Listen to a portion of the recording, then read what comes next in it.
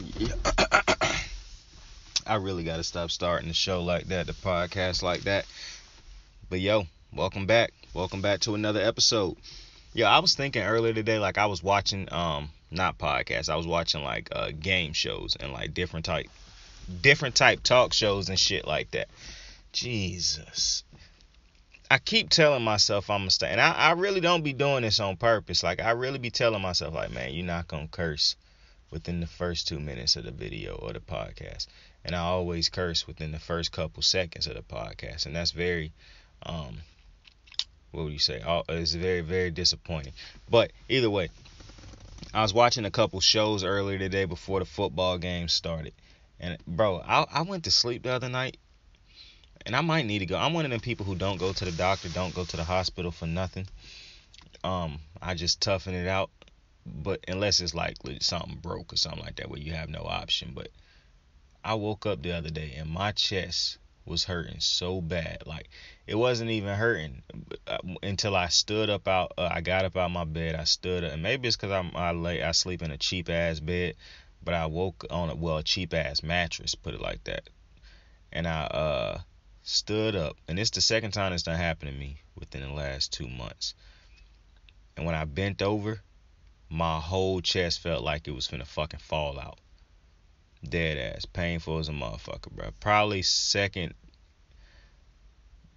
It's up there. That shit was painful. Felt like my whole fucking chest was falling out. And that shit lingered all the way into this morning, bro. Either way, I was watching some podcasts. I was watching some shows earlier today. Some like game shows and shit like that on Peacock. Not Peacock. On Pluto. Pluto fire, yo. I wish Pluto had Family Feud, like the full Family Feud show. If Pluto added a couple more good shows and shit like that, bro, Pluto would be lit. Dead ass. Pluto already lit, but it'd be even more lit if they added just a couple more shows, you know what I'm saying? Like if they added the entire Yu-Gi-Oh series, that'd be fire. Some better movies. You know what I'm saying? Because I know it ain't Netflix and shit like that. But, I mean, Pluto pretty fire-ass service. I ain't even going to stunt. Like, I got Pluto, Peacock, and Netflix. But Pluto pretty lit. I'm not stunting with you. But listen. That's neither here nor there. I was looking at them shits to see how dudes who, like, is host and whatnot talk. And how, just to see how they talk on everyday shows and whatnot. I don't know why I told y'all that. I just felt like telling y'all that. But I hope y'all having a great Sunday. We about to head into the work week again, man. I know some workaholics out there who like, well, the work week don't never end for me. That's tragic to hear. That's very tragic to hear. Anyways, we had football games yesterday, Saturday night. We already done talked about them. I already done broke them down, discussed them and whatnot. I wanted to say something that I forgot to say yesterday about Dallas. Now, I said, obviously, I picked Philly to win that game if Jalen Hurts played. Jalen Hurts did not play. What was it that I wanted to say about? Oh, I know what it was. I don't know what it was. I forgot. I legit forgot that fast. Because I did have something that I wanted to say about them teams that I forgot. Maybe it'll come back to me. I don't know. Either way, today was a better day than I thought it was going to be as far as football. First off, Clay Day. My boy Klay Thompson is healthy again for the Warriors. He haven't been able to play in 2 years. Of course, he had the injuries. You know about those if you watch basketball. So I'm happy that Klay got to play again and suit up with his brothers again. That was great. And they got the dub over Cleveland. So that's real fire. Warriors guaranteed winning the championship this year. But other than that, it was a great Week 18. The first Week 18 in NFL history, man. Boy, it was a fucking day. For one, I want to start the first game I'm starting off with because I got a lot to say about it. Baltimore-Pittsburgh. So, Big Ben, last game in Baltimore. Terrell Suggs, man, one of my favorite players all time, came out with the Bane mask, the fire-ass fit to get us hyped up and whatnot. He was the legend of the game. But that's where the good things stopped for me. Baltimore was pathetic today. Man, Baltimore was pathetic. It was just a pathetic season, disgusting season. I understand we had injuries and whatnot, but this season showed me that we got some coaches on this team that cannot coach up players when they have to. They can't coach up players when they missing key players. They can't. They can't make adjustments. Like, we got players who should not be on the team. This year showed me a lot. And it showed me a lot about some of these moral victory loving ass fans. This year was a disgusting year for to be a Baltimore fan, and I've been a Baltimore fan my entire life. We used to winning, so maybe I'm spoiled. Maybe, I know a lot of losers say shit like that, but listen. From the moment Lamar Jackson got hurt, I knew that this season was over if he did not come back, and it was. And at first I was happy because I was like, oh, this is just proving how valuable Lamar is. But then it went too far. It started to prove that not only is this team damn near garbage without Lamar, or just not a good team without Lamar, but this was a poorly coached team in different areas. We got players who just did more to beat us than they did the other team. And it was a real bad season, because when you lose a game like Baltimore lost today, a game in which we should have won, it should have been a blowout. And this been happening all year, basically. It's just people tried to go hard at Lamar early in the season. Well, they did in the beginning of the season when he had to carry everybody. Nobody gave him his credit. And then when he finally started to struggle because Greg Roman couldn't help him, people try to say, oh, it's not Greg Roman. The dumbasses everybody who hate Lamar was like, oh, it's not Greg Roman, it's Lamar. But now people going to say, and you remember when Tyler Huntley, everybody tried to boo, and somebody tweeted something on Twitter that was funny as shit, but it was also true as shit. They was like, matter of fact, I wrote that shit down, bro. I wrote that shit down. I want to get that shit right. Dude was like, people hate Lamar so much, like, and this shit straight facts, bro. People hate Lamar so much. People was saying Tyler Huntley was better than him. Bro was like, I ain't never heard them say a black backup quarterback was better than no fucking body, and that's facts. Think of one black backup quarterback in NFL history that they was walking around saying was better than any fucking body. I'll wait. The worst fucking starting white quarterback in the NFL, they wasn't saying was worse than a best black backup quarterback. So that's how you know it was. And I told y'all a couple weeks ago, I've been felt there wasn't shit but racism coming towards Lamar at this point in time. I mean, look at it. Justin Herbert is going to miss the playoffs. About a month and a half ago, you did not think Justin Herbert was. Y'all was calling him the MVP in the beginning of the season. Y'all did not think that man was going to miss the playoffs. They missing the playoffs. Shout out to my boy Derek Carr. Now, we're going to get to that game when we get to it, because I got a lot to say about that game, too. Not really much about the game, about the outcome, though. But I'm happy for my boy Derek Carr. But back to the Baltimore game. But I can't even remember what I was talking about before that. But anyways, when we talking about the Baltimore game, I want to talk about Tyler Huntley for a minute, bro. Because there was a lot of people. The tweet that the dude has said about people, the black backups quarterbacks, that's fucking facts. And I knew, and when you think of, and I've been said it wasn't nothing but racism, but when you look at that one good game he had, that was really just not even a good game. It was a decent game. And listen, I understand Tyler Huntley is basically a rookie being thrown into the fire. I get that. The media set Tyler Huntley up to be absolutely obliterated by fans, because he's been getting obliterated for about the past two weeks. Like, the love phase is over. Games mattered that he could have won, and he wasn't able to make throws and plays. And fans started to call him out for it. I don't think that fans would have been so visceral, especially today. I don't think fans would have been so visceral about it if not for the fact that the media did everything they could to try to say he was better than Lamar Jackson. Shannon Sharp got on Undisputed and said that he thought Tyler Huntley was a more accurate quarterback than Lamar Jackson. That's an MVP. He said Tyler Huntley was more accurate than an MVP quarterback. Skip Bayless looked like, if you go watch the clip, Skip Bayless was like, nah, I don't agree with that. Like, Skip Bayless immediately had pushback on that, but he wasn't finna fight about it. Because I'm pretty sure he knew he would end up getting proven right. But you had Diana Russini on ESPN, and there's a whole bunch of other people who said crazy shit. But I'm just going with the two who, off the top of my head, who I remember who just said absolutely dumb shit. And she talking about some fucking Lamar Jackson and Tyler Huntley. It was really no difference. Even when Lamar was healthy, she thought Huntley gave Baltimore a better chance. Well, what the fuck do y'all think now? Are y'all going to readdress those comments? Are y'all going to roll back to those comments, or are y'all just going to fly by them? Because I would like to those comments to be addressed. The blatant disrespect to Lamar Jackson makes no sense.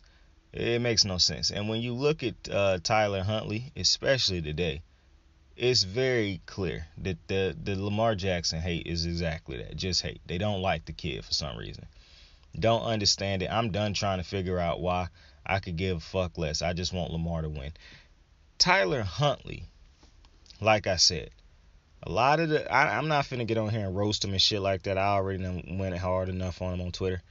I will say I did know that TJ Watt was gonna get that record of tie because Tyler Huntley's pocket awareness is just god awful, and that was something that really was pissing me off. That people like, you're saying that he better than Lamar Jackson, but you completely ignoring a bunch of obvious things that this dude is not good at. For one, he has an atrocious stance holding the ball and throwing motion. It's absolutely atrocious.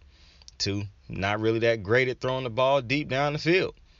He threw a bunch of wobblers today. A bunch of wobblers. He looked like Lamar Jackson in his rookie year.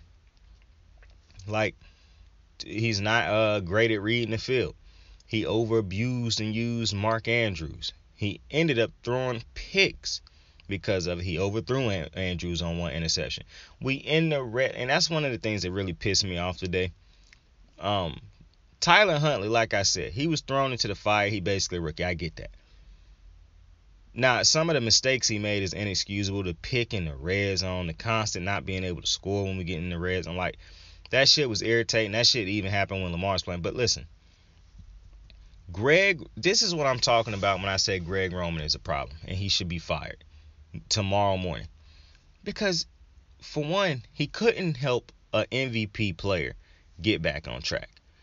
Eric Bieniemy and Andy Reid done found a way to get Mahomes back on track. He might not look like Mahomes do on a regular basis, but he back to playing better football. Greg Roman could not get Lamar Jackson back to playing good football before he got hurt. And he also could not get Tyler Huntley to play. Now, listen, I'll say it before anybody else. Tyler Huntley missed throws, missed passes, however you want to say it. It was plays to be made that he didn't make. I get all that. I even said, and I tweeted today, dude makes a big play and immediately follows it with a series of atrocious plays. He make a big scramble and will follow it up with 3 bad plays in a row. 3 just dumb decisions. But then you got to be able to separate it.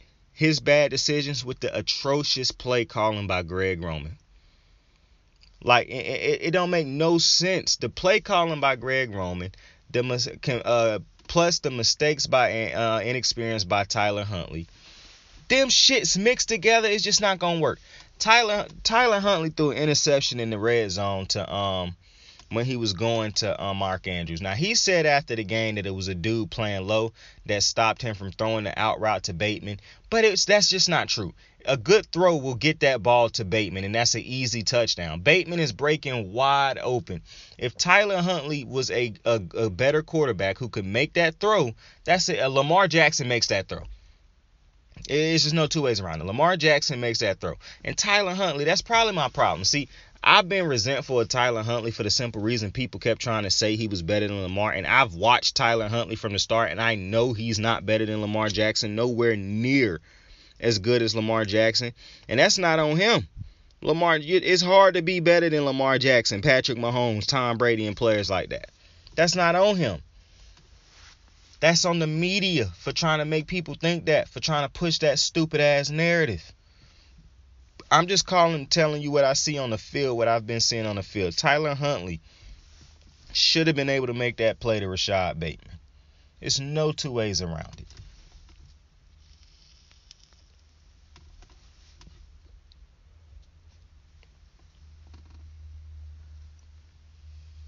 It is disappointing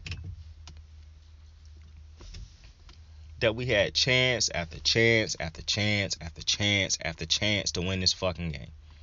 And somebody tweeted something else on Twitter that I basically talked about all year when I was doing the Quote the Raven podcast. I know I basically just do Kicking It with Saint podcast now, but I've said it on the Kicking It with Saint podcast all year. I said it back when we was doing the Quote the Raven podcast.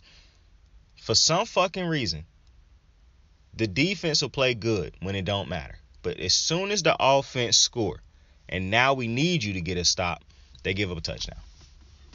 I don't understand the Baltimore Ravens defense. It's been happening for years.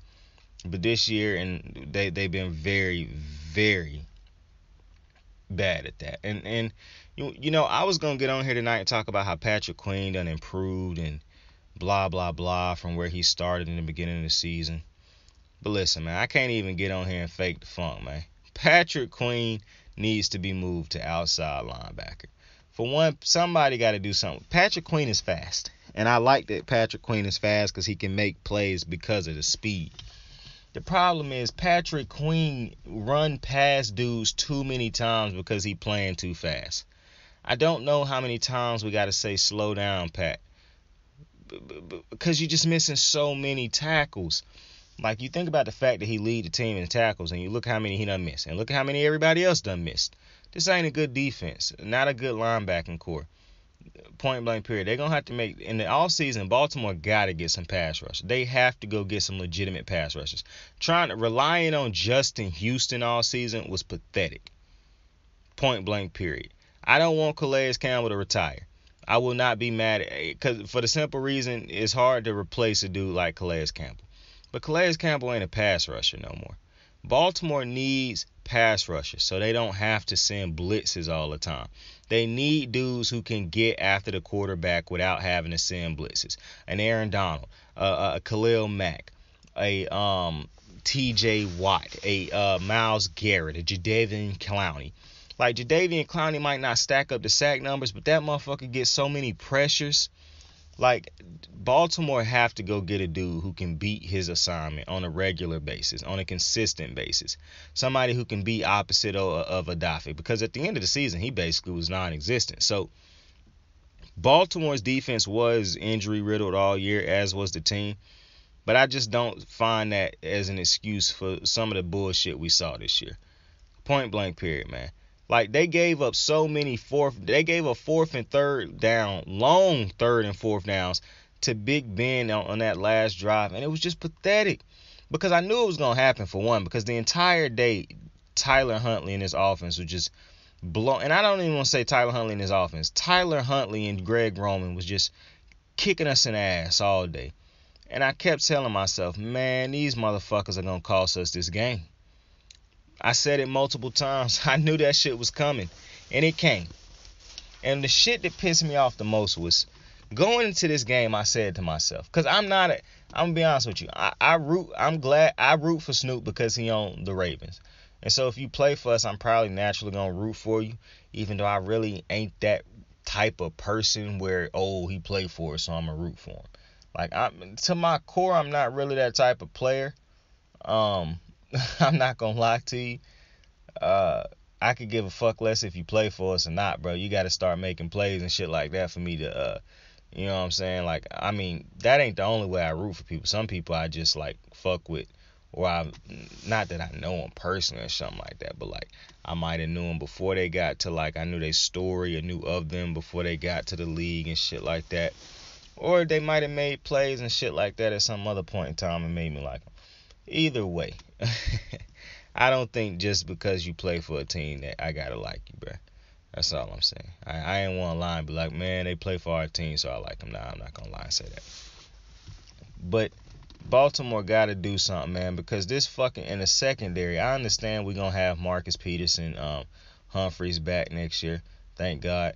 And Chuck Clark, Chuck Clark looked good this year. I'm not going to stunt. Chuck Clark had spots where he looked great. And Deshaun Elliott will be back next year. But, man, they can't get back fast enough because good fucking Lord, bro. And the linebacking core. I really think Baltimore, and I'm pretty sure they know this, they got to go out. Well, LJ Ford will be healthy, but how good is he going to be coming off of that injury is the question. Just like Juice. I trust both of them will come back healthy, but I like I said all year, I think Baltimore need to go out and make a trade for Bobby Wagner on the Seahawks. That would be a phenomenal pickup for Baltimore. And I just have a feeling that Baltimore is not going to go pick him up, even though that is the type of player that Baltimore would go try to make a play for. And I feel like he's going to end up on a team that's going to be a team that's in our way of winning the Super Bowl. I just feel like that's going to happen. But I'm holding out hope because that is the type of player that Baltimore religiously go after. A vet, an older vet that's been a great player in this league for a long time, that still got something left in the tank to get it all out in Baltimore. Like, he would be so great for Patrick Queen. See, Patrick Queen need to move out. And I still probably think that Patrick Queen need to move out to outside linebacker, especially if LJ Fort come back and we get Bobby. Because Bobby Wagner and LJ Fort would be an unbelievable middle linebacker duo. And so then you kick Patrick Queen out and he can pick up dudes when you send him, drop him back in coverage. But you can use that speed to try to rush the passer. Because Baltimore needs pass rushers, bro. Legitimate pass rushers. All right? Brandon Williams, I love Brandon Williams. He done aged out like he never really been a pass rusher. He always been a run stopper. But we need some pass rushing now.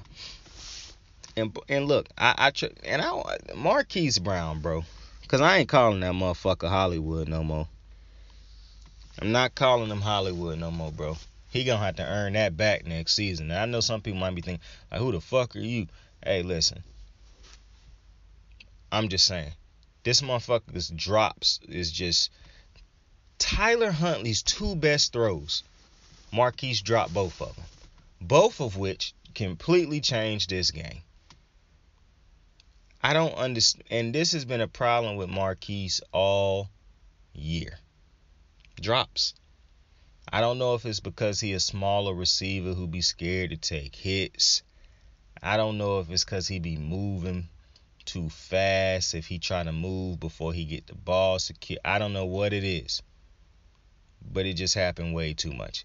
And this year it happened in way too many big moments. Gotta have it moments. Game-changing moments. If he make these catches, these flip the game. And he just didn't have it. And I was thinking to myself during the game, I think they're going to re-sign him because that's Lamar's guy. But, man, it would be hard for me to give him a contract extension right now. Not a big one. Like, it would be hard for me to give him a big contract extension right now. Because I don't think as great as he played this year, it was so many yards and catches he left on the field this year. So many. As much as he improved this year, as good as he looked, it was just so many. Like, look at Justin Jefferson and look at Marquise. Both first-round receivers. And I think Rashad Bateman better than Marquise Brown also. I just think he didn't get the opportunity to prove it. But from the route running and shit that I've seen, he's going to be better than Marquise Brown. Him and Lamar get a full off season, you're going to see it.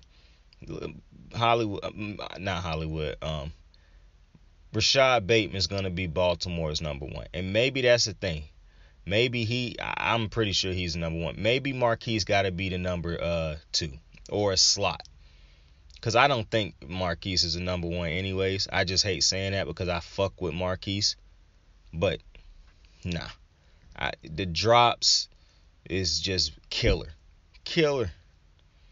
And I do think as much as he done improved his route running, he haven't improved it to the point where he get open enough to be considered a number one receiver. It's too many times I'm looking on these after the plays, and I'm looking at the breakdowns, or I'm looking at the game, the film and shit, and he just cannot beat his man. And so I think Marquise is a slot receiver. Honestly, I think he would destroy linebackers and shit in a Julian Edelman. And I don't even think he got hands as good as Julian Edelman, or route running as good as Julian Edelman, or football IQ as high as Julian Edelman. So he just probably a better athlete than Julian Edelman. But, I think Marquise got to be the slot. I think you keep him on the out. I think you keep Rashad on the outside. I really don't know what you do with Sammy, because Sammy was a great revelation in the beginning of the season, but then all the injuries, and then he really got phased out of the offense. So I don't really know what you do with Sammy, but I'm not mad if Baltimore don't go out and get a receiver in the offseason, unless it's like I wouldn't be mad if that's not what they plan is, because they got to fix this offensive. This offensive line was a trouble. Andrew Villanueva should not be back next year. There's a couple dudes who shouldn't be back next year, but specifically him. I don't know what you do with Ronnie, because if Ronnie can't come back healthy next year, bro, you are paying this dude a lot of money to not have played really any meaningful snaps since signing that contract. It's got to be like some type of way we can do something about that, because the money that we paying him could be used somewhere else, bro, that could immediately impact the team. That's all I'm saying, bro. And I love Ronnie, but that motherfucker has not played a meaningful snap for this team since signing that contract. And that's money on the books that we paying a dude to basically have to rehab every year since signing it. Like, come on, man. Lamar needs somebody who either going to be reliable protecting him, a better defender that's going to help get off the field and shit like that, or a receiver or a runner. Now, I'm not really thinking about the running back positions, because I trust J.K. and Gus going to be back healthy next year.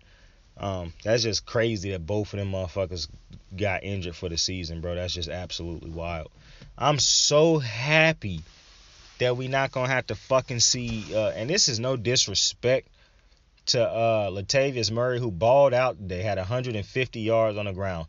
I kept thinking to myself the entire game, like, why the fuck you couldn't do this when Lamar was the quarterback and handing your ass the ball? But I'm gonna be honest with you, bro. I'm gonna be happy that J.K. and Gus back next year, and we ain't gotta fucking see Freeman and Murray. Respectfully, I'm just ready to see my two guys back, bro. Dead ass. I cannot see another fucking Devontae Freeman handoff or carry, bro. I just can't. I can't. And I'm ready for Lamar, and they gotta know that they gotta get my boy an offensive line in the offseason, bro. Got to spend some money and get this man an offensive line, and you got to spend some money to get your fucking pass rushes together, because offensive line and pass rushes change this team. We got a secondary if these dudes is healthy. We got I trust we got the receivers, and we got the running backs when they healthy. We got the quarterback. We don't have legitimate pass rushers, and we don't have an offensive line. Lamar Jackson got sacked the most in the NFL when he was playing this year. We got to address this offensive coordinator situation. It is way better offensive coordinators in the NFL, or potential offensive coordinators, than Greg Roman. The fact that John Harbaugh is keeping this archaic, antiquated fucking offensive play caller in the on the team is just insane to me, bro. Like, Harbaugh, I love you, bro, but evolve with the times, bro. Go get Lamar Jackson a legitimate offensive play caller who ain't just good at one thing, who is legit at getting passes and the run game going. Greg Roman is not it. He done proven that all season.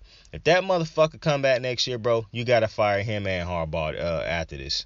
If they don't win a Super Bowl, it's point blank period. Because you can't keep rehiring this man and not getting and you face no type of repercussions when this motherfucker keep failing.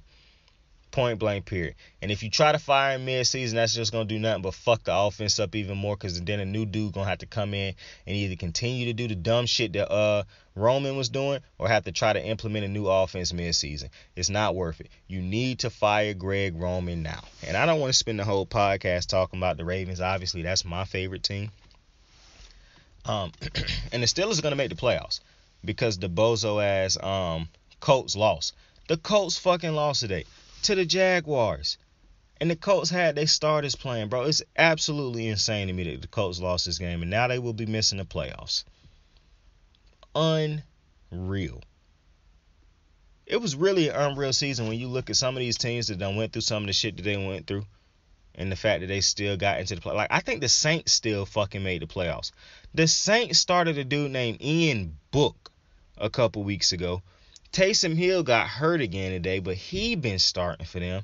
Jameis got hurt, the third or fourth week of the season. This is insane at the same. Listen, Sean Payton's a great head coach. I don't think he's the offensive guru people say he is anymore, but he is still a phenomenal head coach. I will give him that. You're not going to see me hate on the man about that. He is a great head coach. The fact that the Saints made the playoffs is insane. Also, Mike Tomlin, I've been saying it all year. That's a great head coach. Now, granted, I don't think he should have won neither one of them Baltimore games, but John Harbaugh gave him right to him. So, I can't. Like, I ain't going to lie. After this game kind of did sour me on John Harbaugh a little bit because I love John Harbaugh. I do. But one part of being a great head coach is having great play callers in place. And Big Ben, as bad as he was today, that offensive play caller started to realize in the second half of that game, okay, this is how we beat this defense now. And they kept chopping and chopping and chopping, and it worked. Harbaugh. Greg Roman's not it. And like I said, I love Wink Martindale. I don't think he has adjusted so much over the course of this season with so many different injuries and whatnot. I just think some of the players on the defense just got to go.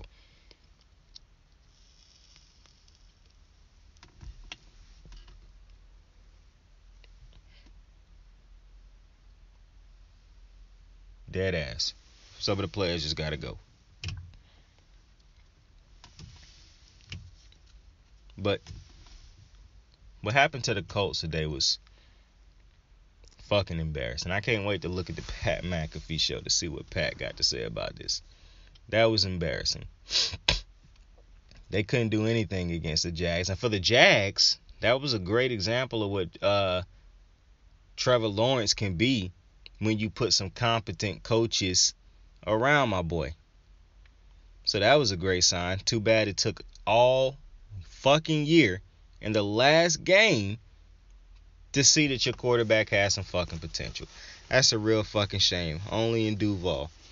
But for the Colts, I mean, what the hell? Where do you go in the offseason? Clearly, I think you need a quarterback. I'm not going to lie to you. I don't think Carson Wentz is it. And I hate to say that because I like Carson Wentz. But I don't think Carson Wentz is it. I don't think you can go off of Carson Wentz right now.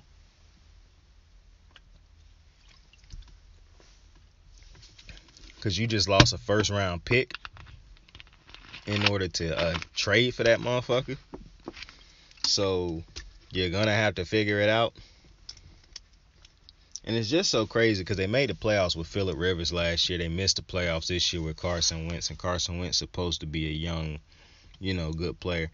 I really think a lot of people losing faith in Carson Wentz. You can put me on that list of those people. It's just, to me, and it makes sense because, you got those people who, talked about, he haven't really thrown picks. But, if you really look at the turnover-worthy plays, it all made sense in the end. It all eventually played out the way it should have probably have been playing out all season in the end. Turnovers that should have been happening that wasn't happening and they was hanging on winning some of these games, they finally started happening at the absolute worst time. And it cost them a playoff berth. And that's a shame. Because, Jonathan Taylor, I fuck with him. I like Darius Leonard. But, man, that quarterback position is a killer fucking position. You either got him or you don't. And if you don't, then, man, you don't got no shot. It is what it is. It is what it is. And then you got the Titans, who didn't have Derrick Henry all year, who is coming back. They still found ways to win. Julio got his first touchdown as a Titan.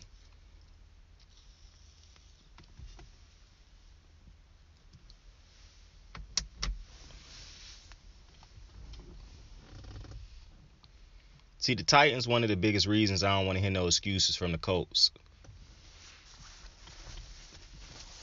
That team lost they heart, soul, driving force, the majority of their offense, and still made the playoffs and won that division. Salute to the fucking Titans, bro. Mike Vrabel is a great head coach. He could probably win Coach of the Year. It's a great possibility he win Coach of the Year. They beat good teams. They won their division even without Derrick Henry, bro. That's big. Either him or Sirianni got to get Coach of the Year. One of them got to get Coach of the Year. What a coaching job by both of those dudes. Now, I don't think neither one of them teams winning in the playoffs, though. Both of those teams could be one and done teams. But a hell of a year by both of them. What a great way to grow in going into next year. You know what I'm saying? And hey, what if they do win a playoff game? Now, I said on the podcast, that's what I meant. That's what I just remember what I thought about in that Eagles thing. Now, I said a couple podcasts ago, like, the Cowboys at their best. Like, I like the Eagles. I think they're a great story. But in actuality, if they play a team like the Cowboys or one of these other teams that's actually good, they probably going to get their asses waxed. And that's exactly what happened Saturday, even though they didn't have Jalen Hurts. I still kind of think that was going to pretty much be the outcome, because as much as I like Philly and some of the players, that team is not ready yet. They had a great year. They won beat a lot of bad teams and shit like that. And I'm not complaining about that. You beat who in front of you. But I'm a realist, basically. I know, looking at Philly, and I understand, some people think, oh, well, anybody can beat anybody on any Sunday. That's why the playoffs are so good. Yeah, I get that.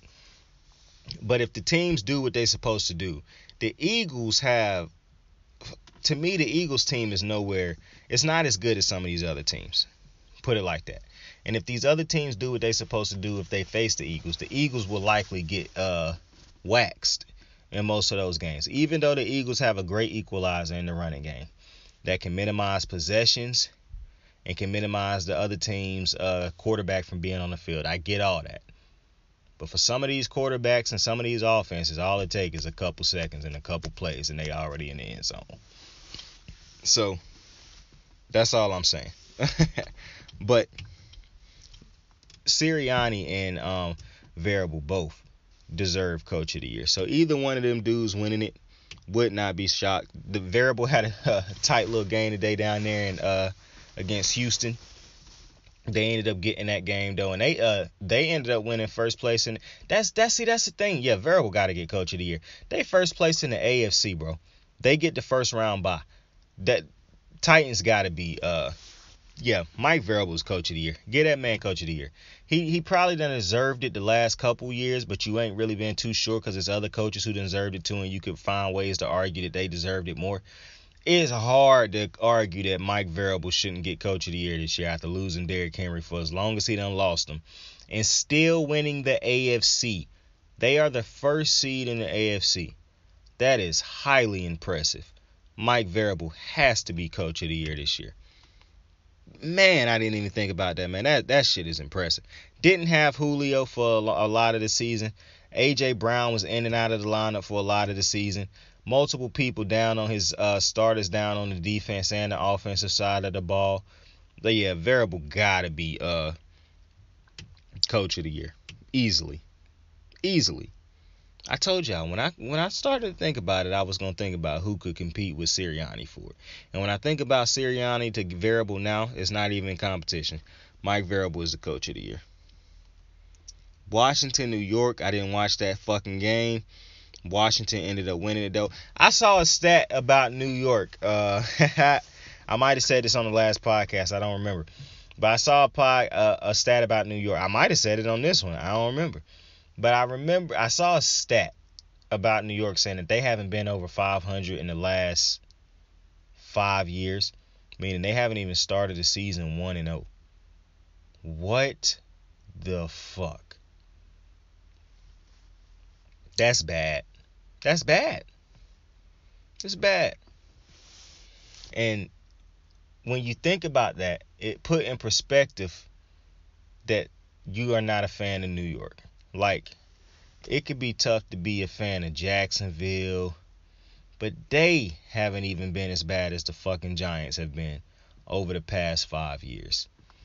It is absolutely unbelievable to me when you put in perspective that these dudes have not even started 1-0 over the last 5 years. Like over the last 5 years, in the first 5 games in those 5 years, they couldn't even get off to over 500.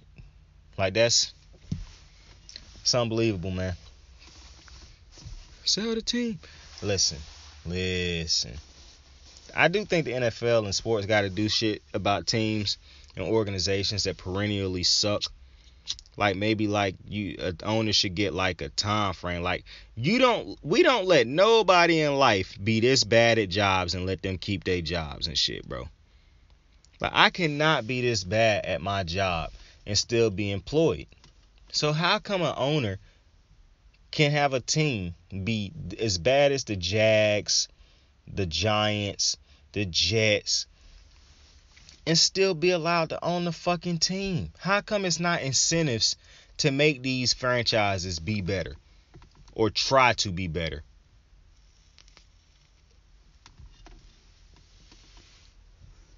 Because I'm going to be honest.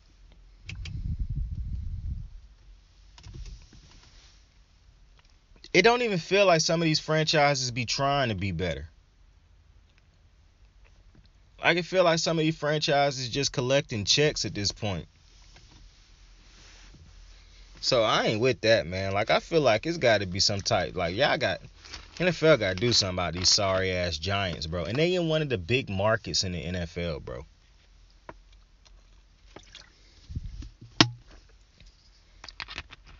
And now I heard the state of New York suing the Giants and the Jets because neither team is really in New York. They in New Jersey or something like that. They don't actually play in New York, so the name. And I saw on the Pat McAfee show they was like, this wouldn't even be happening if both teams was winning. I agree. But I agree with New York too. Fuck these teams, man. Fuck these teams. Why should we have to keep having New York on the as the city for all these losing ass franchises? Why? The Brooklyn Nets don't get called the New York Nets. They get called the fucking Brooklyn Nets. The only winning team in New York get called something else. We get the losing ass New York Knicks, perennial, listen, they might be better. They was good last year. They off to a rocky start this year, but I don't watch basketball. But and you got the losing ass Giants and Jets. I don't watch hockey. You got the Mets who suck this year. The New York Yankees haven't been they haven't been to a World Series in God knows how long. So like, come on, bro. But come on, New York Yankees, like they don't win like the most championships in any team's professional sport team history. So they solidified. We ain't talking about them. But New York got all these other teams that's connected to the city that's just fucking suck. So I sue them the Giants and the Jets too. Because what the fuck, man? Make them dudes change their names to the New Jersey Giants and shit, bro. Them sorry. And when they good again, then we'll take them back. Something got to be done, man. These teams can't keep walking around sucking like this, bro. Fans paying money, and I ain't really a big fan guy. I'm not gonna lie. One of my homies said on Twitter today, he was like, bro, I trust 3%. I listen to 3% of what these idiot fans say. And I was like, shit, I barely listen to anything these moronic, bozo-ass fans say. But in this case, fans paying way too much money in these for these New York franchises to suck like this. Especially in New York where everything's so expensive. These fucking teams suck, man. So I agree with New York, bro. I'd be mad too. Because the Giants lost again today to Washington. Cincinnati ended up losing to Cleveland, so I guess Cleveland can get the moral victory of sweeping Cincinnati this year, even though Joe Burrow did get the record for the most yards in the franchise's single season, so congrats to him on that, to Jamar Chase on that. But Cincinnati didn't have Joe Burrow playing, so I know some people who listen to the podcast thought I was going to come on here and be like, hey, see, look at that. Baker sat out and the Browns, nah.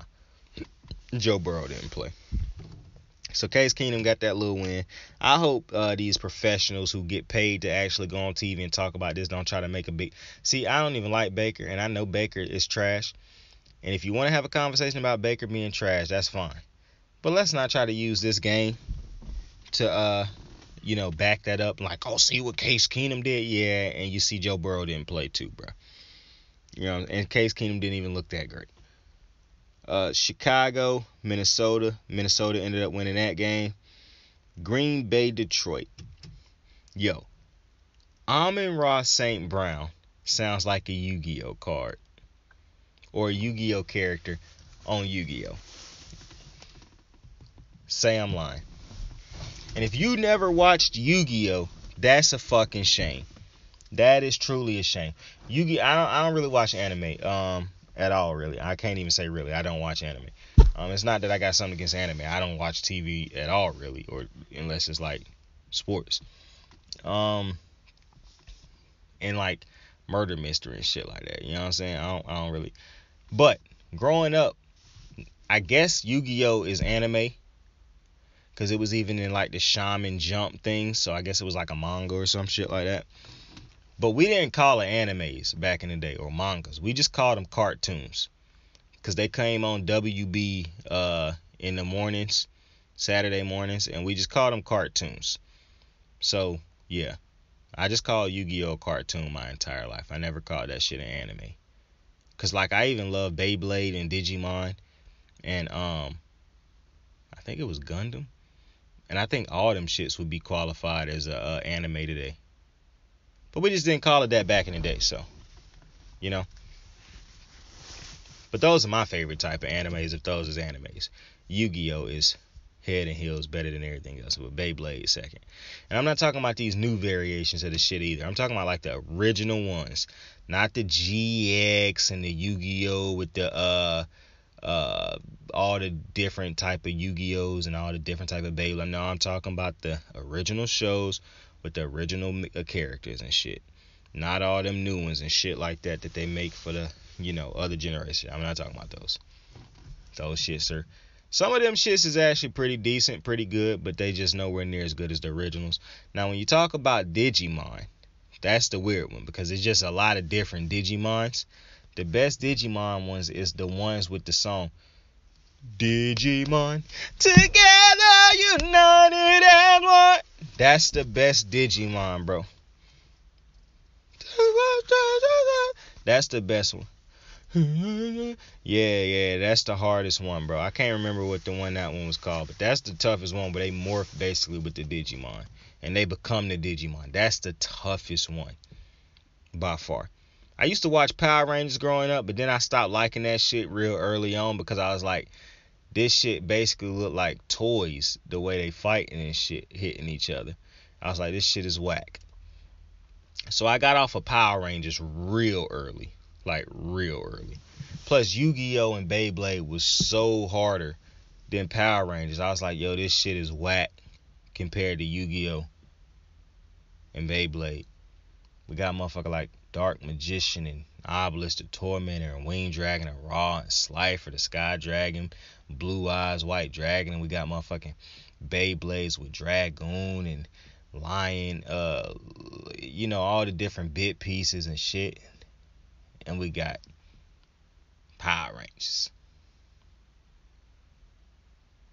Shit wasn't the move, bro. Was not the move no more. But we move on. Detroit Green Bay was we was talking about Amon-Ra St. Brown, but aside from him sounding like a Yu-Gi-Oh character, motherfucking nasty. And maybe it's because Jared Goff, that's clearly who he gonna throw it to a lot now. That seemed to be his new Cooper Kupp, his new whoever the fuck his favorite target is that season. It seemed like Amon-Ra St. Brown might be that going for. That's a fire ass name also. Amon-Ra St. Brown. Just a fire ass fucking name. His parents deserve a pat on the back for that. That's a fire ass name. It's like I love Ja Morant's name. That's a fire ass name. Ja Morant. That's, for one, it's unique and it's different. I ain't never met a Ja Morant a day in my life, and if I ever meet another one in this day and age, they most likely copy Ja's name. And you would have to look up and have the last name Morant. Think about it. You probably never gonna meet an Amon-Ra St. Brown. That is a fire. And I believe his brother played for the Packers. So that's fire also. If they are brothers. I believe they brothers. I could be wrong. But I think they brothers. And his brother played for the Packers. But if I'm wrong, fuck everything I just said on that. But the Jags, the Lions, Aaron Rodgers didn't play this full game. He left in like the second or third quarter, early third quarter, or in the second quarter. And then you had Jordan Love playing the rest of the game. Now Jordan Love, how do I want to say? I think they wasted that first round pick on Jordan Love. To me, Jordan Love just don't look. No, he threw 2 picks in this. I don't really care about the picks and all that. To me, Jordan Love just don't. Jordan Love should be far along. He should be further along than I think he is right now. To have been drafted that high, to trade up to get him when you could have got. I don't know, man. That just is a very baffling draft pick right there. And I like Matt LaFleur, but that is a baffling draft pick if he had any type of say in that draft pick. Just a baffling draft pick. Like, you could probably trade for Jordan Love if you was the Packers at this moment in time right now.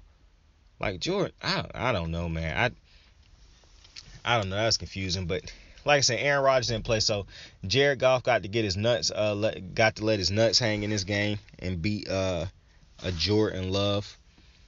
And credit to Jared Goff. I was saying something while I was watching this game. I was like, Jared Goff, he do a lot of the rollout passes and a lot of the screens and things like that. And I was like, credit to him on making them things look beautiful here and there when he throw them little short 5-yard routes and shit like that. I don't think Jared Goff is no longer the best handoff quarterback in the league because Baker got him beat by a landslide. Like, don't nobody hand the ball to the running back like Baker Midfield, excuse me. He undefeated at that, bro. It's an art, to be completely honest with you. And it's crazy that nobody ever talk about that when they talk about the best thing quarterbacks do. It's crazy that nobody ever be like, yo, Baker Mayfield has got to be like the best handoff quarterback in the NFL.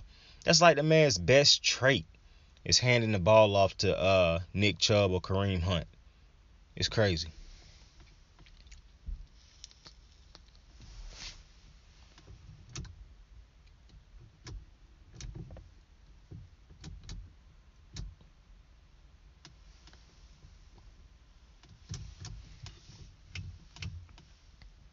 Now, Detroit ended up winning this game.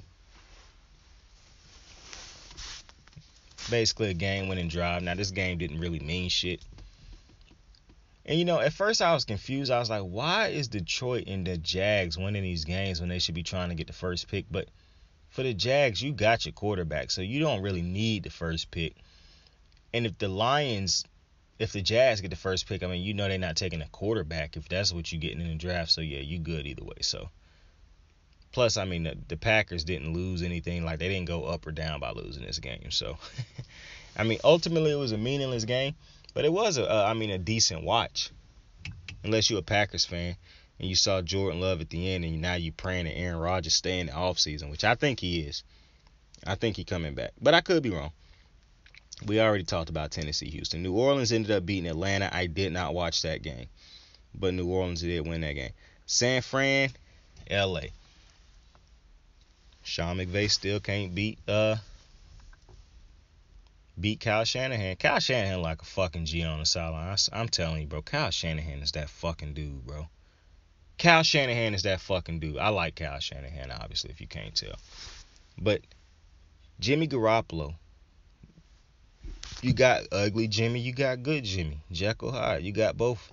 You got the best of both Jimmys tonight. What can I say?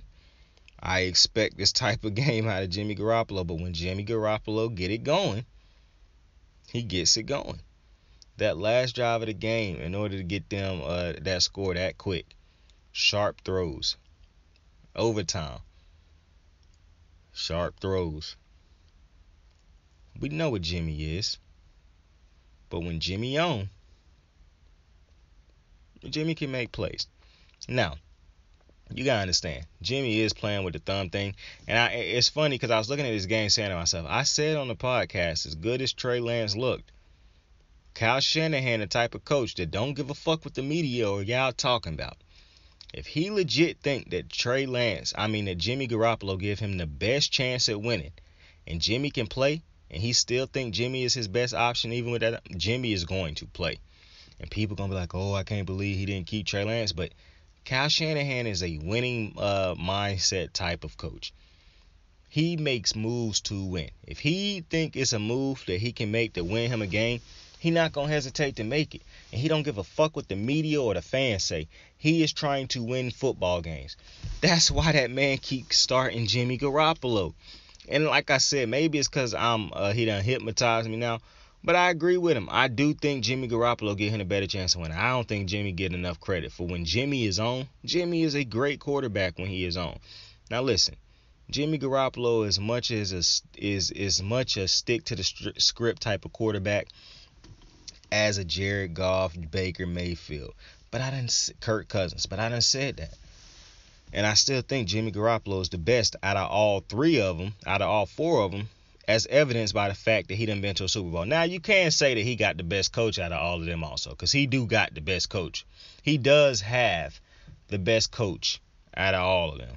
And it ain't even close, because I think Kyle Shanahan is a monster. He caged animal, man. That motherfucker AB goof-ass motherfucker. But that was a great win by San Fran. They ended up getting into the playoffs. Now, for Matthew Stafford, this is more evidence as to why I do not trust these motherfuckers in the playoffs. And it's a real shame because I love Aaron Donald. That is one of my favorite players all the time. And I want to see Aaron Donald win a Super Bowl. And I just do not see it happening. Let me tell you, and I'm being dead ass serious, the same chances that I gave them to win a Super Bowl when they had Jared Goff is the exact same chances I have for them now. Probably a little bit worse because Goff didn't have Tom Brady over there with the Bucks. That is how little faith I have in Matthew Stafford. We already done seen Matthew Stafford can go full dickhead and be garbage. He can go full trash can. He can go full dumpster. And then he can flip it around and be great. Listen, I'm not arguing that Matthew Stafford is not a great thrower of the football. I just think Matthew Stafford makes a lot of dickhead decisions. And people don't give him enough blame and critique when he is the problem.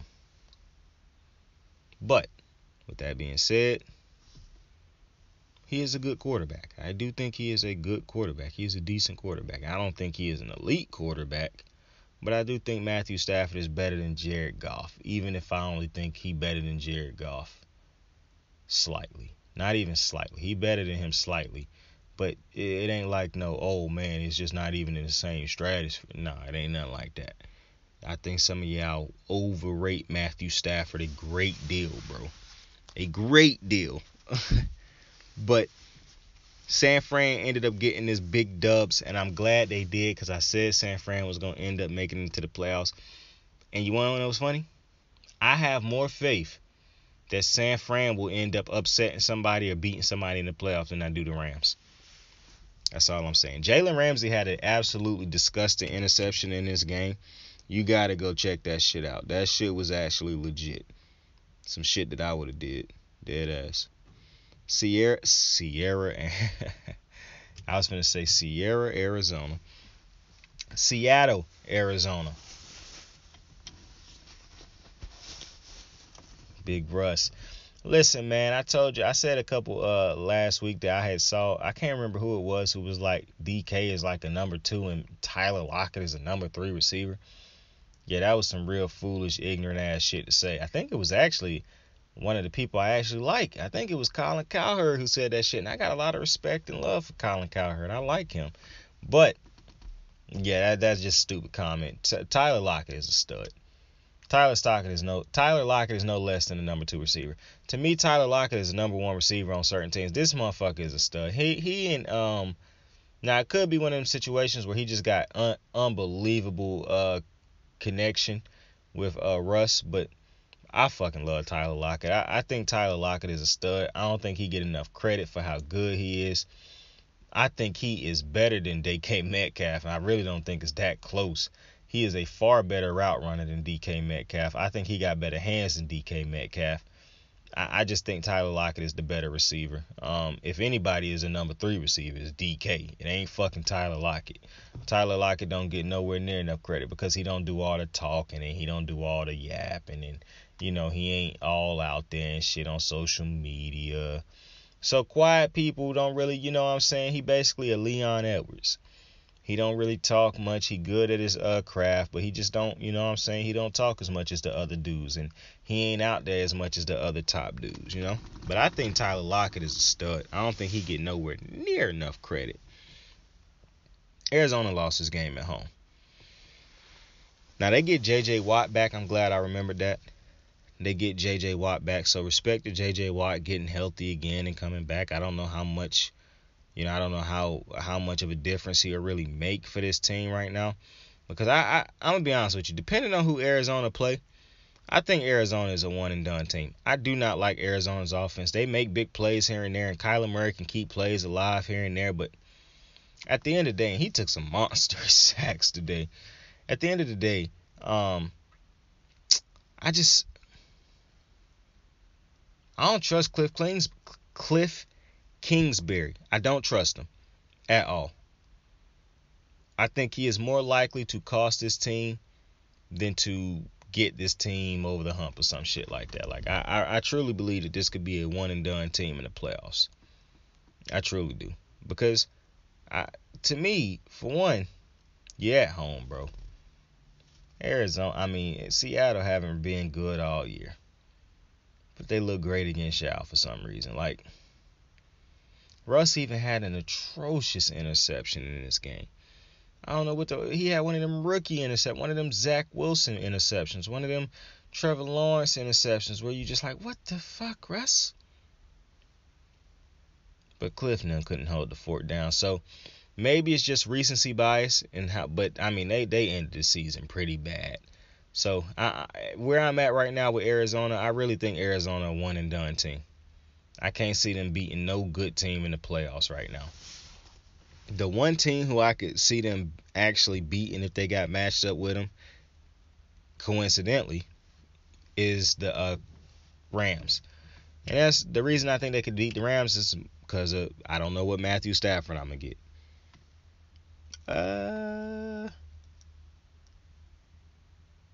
I told you New England and Miami. I told you how Miami played New England at the end of the season. Miami did end up winning this game. Mac Jones did have an interception, and Mac Jones had his moments where he looked bad in this game. I want to say something, though, because I've been talking about Mac Jones and Tua a lot on this thing. I was just talking about Colin Cowherd, but see, Colin Cowherd is really one of the best.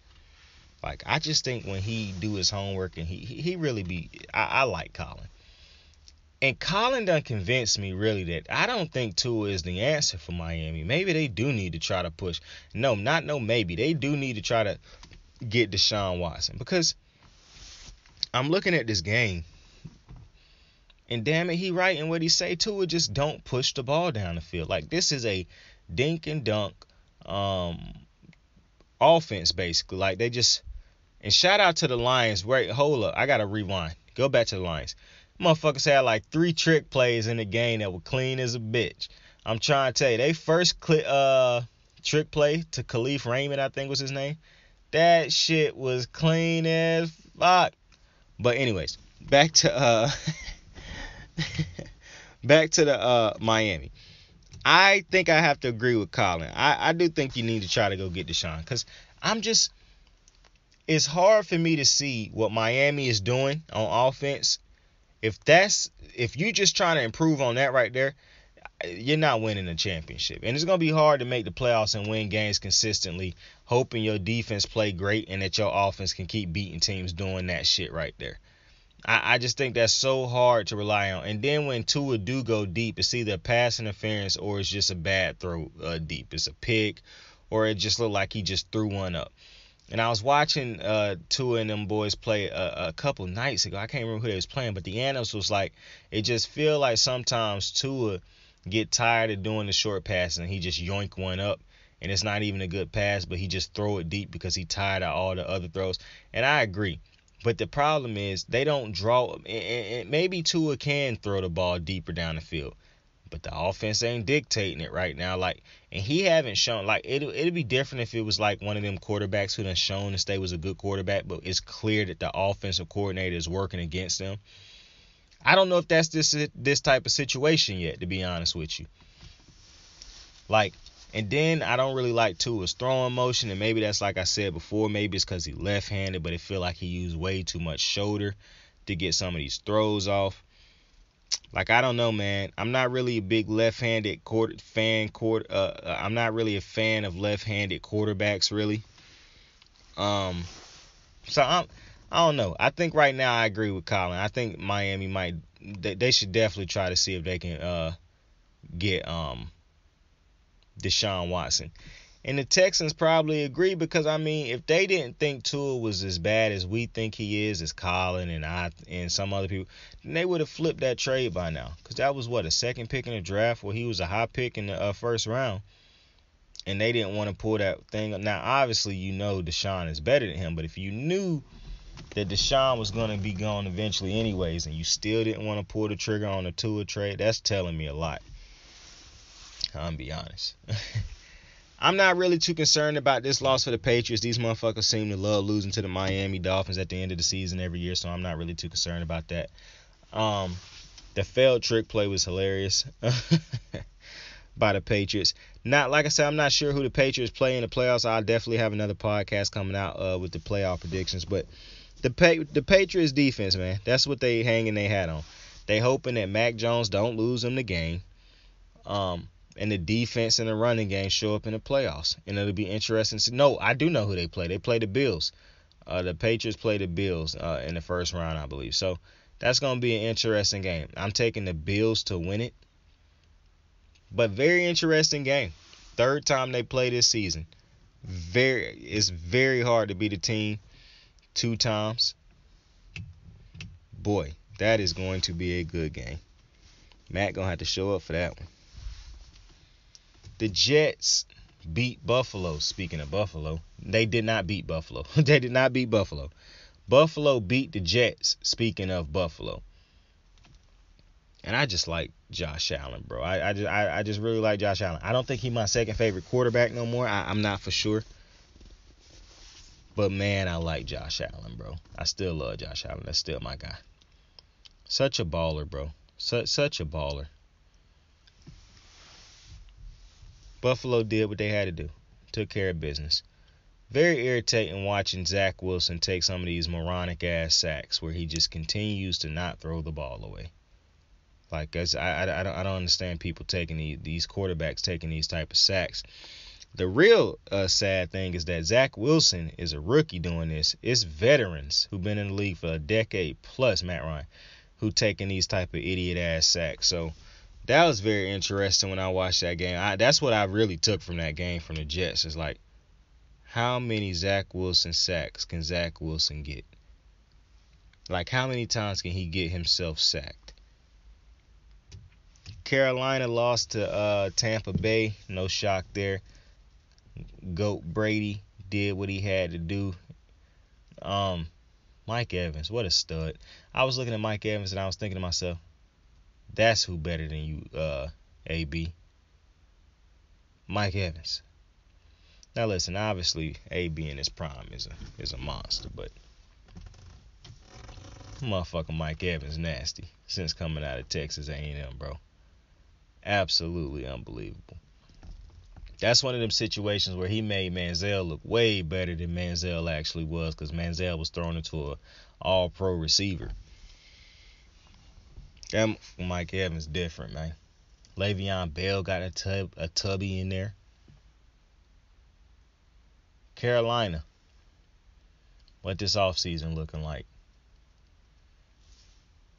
I feel like they might end up having to bring Sam Darnold back. Ain't no shot they should bring Matt Rule back, but I think they will.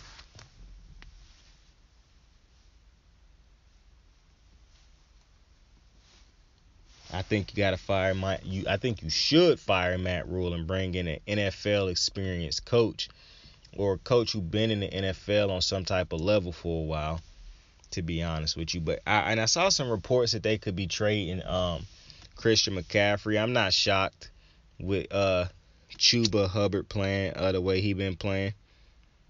I mean, really, all you need is a running back that seem like they could pop 1,000 every year and could stay healthy, bro. Because at this point, it's just hard to pay Christian. And I knew this was gonna happen when you paying that type of money. Man ain't been held play the full season since. I don't even think he done played half of a fucking season since. Much like it's the Ronnie Staley situation, but he done played more snaps than Ronnie.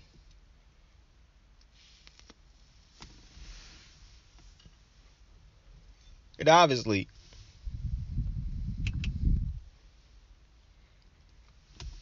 I want these dudes to heal up and shit like that. Like, I don't want that to be like, y'all think I'm taking personal shot at them boys. Nah. And the last game was the Sunday night game. Vegas was at home against the Chargers. Interesting scenario. So, whichever team won, the other team missed the playoffs and that team was in. So if Vegas won, the Chargers missed the playoffs and Vegas is in. If the Chargers win, I don't know why I'm calling them Vegas and calling one team the Chargers. I don't know why I'm calling one team by their actual name and the other one by their city name. Listen, if Vegas beat LA, if the fucking Chargers beat the Raiders, then the Raiders go home, the Chargers in the playoffs. If the Raiders beat the Raiders go to the playoffs, the Chargers go home. If the game ends in a tie, both teams make the playoffs. Shit was wild. The Steelers watching this game. So what's funny is we skipping all the way. The game got into overtime, and it could have ended in a fucking tie if the fucking Raiders kicker, Carlson, misses the fucking kick. And I'm watching this game, not thinking to myself that this is going to even get close to a tie. And when the possibility that it could have ended in a tie started to approach, me and Chris, I swear to you, it was nobody on God's green earth who wanted this fucking game to end in a tie more than Chris Collinsworth. This dude talked up the fact that this could end in a tie all night. And when it seemed like it was a chance that it could happen, he got excited about it. You could just hear him salivating over the fact that this could end in a tie. He wanted this bitch to end in a tie. And I did too. Only because my fandom for the Ravens, as a Raven fan, I wanted the Steelers to miss the playoffs off of some bullshit like this game ending in a tie.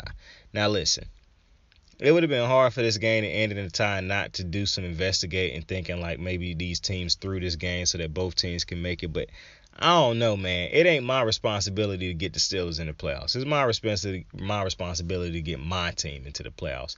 And if tying this game secures my spot in the playoffs, I don't know, man. That's next level coaching. I might gotta bite that bullet and get that team in there too, because I know it's for a fact gonna get if the game was looking murky at any point in time. That's all I'm saying. I really wish bro had missed that kick.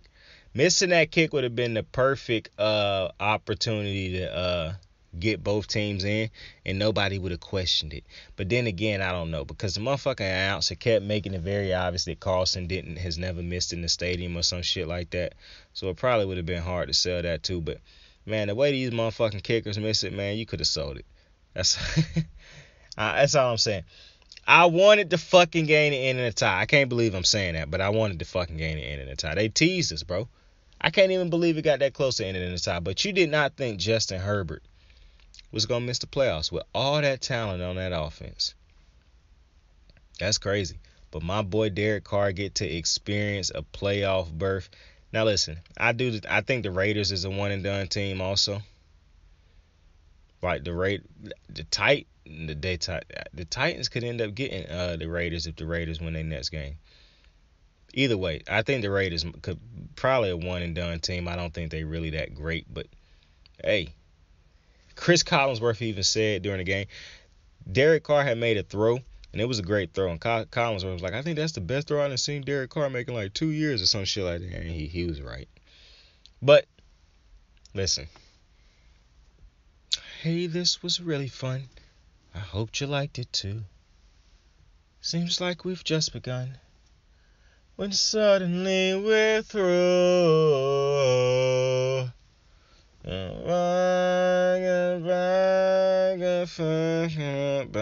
Listen, man, I appreciate y'all for joining me on another episode. That's that bear in the big blue house, bro. That's that thunder, bro. That's that fire.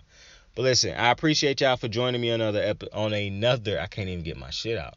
On another episode of Kicking It with Saint Podcast, man. It was a dope Sunday, man. Way more entertaining than I thought it was going to be. Cannot believe that the Colts ended up losing that game. Cannot believe that the fucking Carlson didn't just blow that kick so that both teams can make it, man. Maybe I'm a bozo and a loser for saying that, but I just really wanted the Steelers to have to experience a game ending in the tie, missing the playoffs because of it. And all the conspiracies that would have followed after. Can't wait to see Pat McAfee's reaction when he realized when he get on the show tomorrow and realize he got to talk about his fucking Colts missing the playoffs in the fashion in which they did. Can't wait to see what he say about Carson Wentz. I hope you guys had a dope Sunday. I hope your teams made the playoffs. If they didn't, well, my team didn't either, so we're in the same fucking boat. Hope you haven't enjoyed the rest of your Sunday night. I hope you enjoyed your week. I will see you again at some point in time this week to break down the upcoming playoff games that start on Saturday. I do not believe we have a Monday night game tomorrow. So with that, I appreciate you for joining me. Like, subscribe, share. Follow me on Twitter at SaintCapers24. That is SATCAPERS24. SaintCapers24. 24. Thank you for joining me. Tell somebody you fuck with them. Tell somebody you love them. I fuck with y'all. I love y'all. Saint out. You ready to make history? Come on now. Yeah. You know there's these two words. And when I say them, people get goosebumps cause they know what happens next. So without further ado, free smoke. Look, scared cause I'm drowning in silence with bad thoughts. These days I don't have nothing to say, man, the bad talks. I put in headphones on my driver, pull up to the